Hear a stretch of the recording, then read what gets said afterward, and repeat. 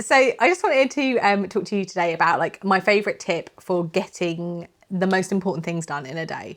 Because I don't know about you, but sometimes like to-do lists can feel overwhelming, and like I use this technique both like at work but also at home, just to manage all the kind of life admin and all the different things that I've got going on. So I just thought it might be useful for me to like show you how I do it. Yeah, well, let's get into it.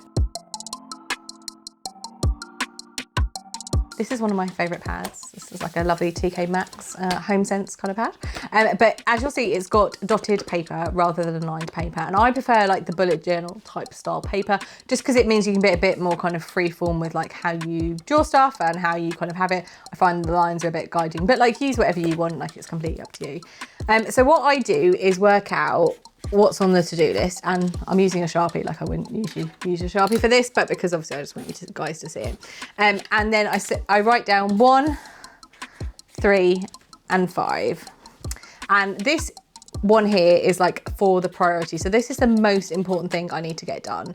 And it's not necessarily the biggest task that I need to get done, but it's just like the thing that's going to be a game changer or really make an impact or really move me forward. So this is like reserved for the most important thing that I'm going to do that day. So for today, it might be to like write my YouTube scripts. So like that's the most important thing that I need to get done today. What then I write down here is 3 actions. So these are 3 things that I need to do that are going to help move me forward, but kind of aren't as important as like the main priority. So they could be anything from, so like today it might be to like create some thumbnails. It might be to turn some of my scripts into blog posts. And write some like the descriptions for like when we upload the videos to YouTube, but like that needs to be done. But they're not like as mission critical as like writing my actual scripts today. So like they're 3 things that I need to do to move me forward, but like they're not like super important. And then like the 5 things are tasks. So these are usually like the nagging things which are kind of in your head that you need to do. So they can be things like responding to an email. It can be like arranging something. Like, so I need to book a table for dinner for our friends. So like it might be that.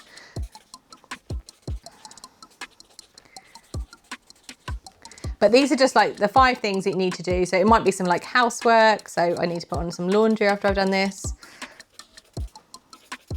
Sorry for my like shocking writing as well, it's really bad. But like these are 5 tasks. So what it helps me to do is kind of work out on my to-do list, like what's the priority, what my actions and what my tasks. And then like once I've written those out, and like you'll see, like I haven't filled all 5 of my tasks, and that's like absolutely fine. Some days you might have more than this and some days you might have less, but I find that this is like a good really easy thing to remember, 1, 3, 5, but also just means it's kind of like a bit of a balance.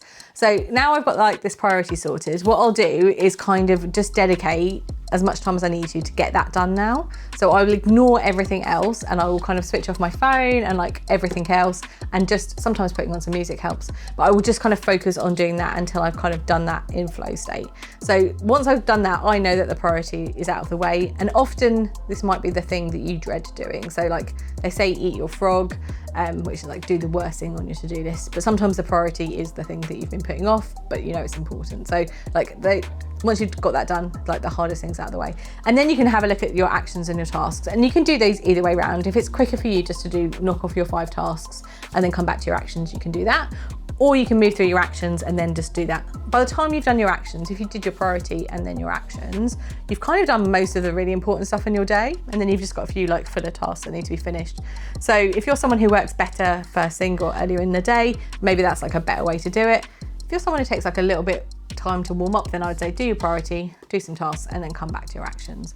But I just like it as a really good way of structuring, like what's the difference between a task, which is just like usually like an admin thing or a slightly more annoying thing, like what are actions that you actually kind of need to do to move you forward, and like what's your priority. So that's kind of just how I structure my to-do list. I do this at home, like on a weekend, about like things that I need to do like around the house, or like to ring a plumber or like sort something out. And then I also do it at work about like all the different tasks I have to do. So I hope like that might have been helpful to you. I'd love to know what you think. If you use the 1-3-5 technique, pop it in the chat below. Here on my channel, we talk about the things that are going to help you give more confidence in your career and help you navigate it, whichever way you want to do that. So I'm going to be sharing the tips, tricks and hacks that I've learned through like my 20 years of corporate career. So I'd love to hear what you think. Pop a comment below and I'll see you in the next video.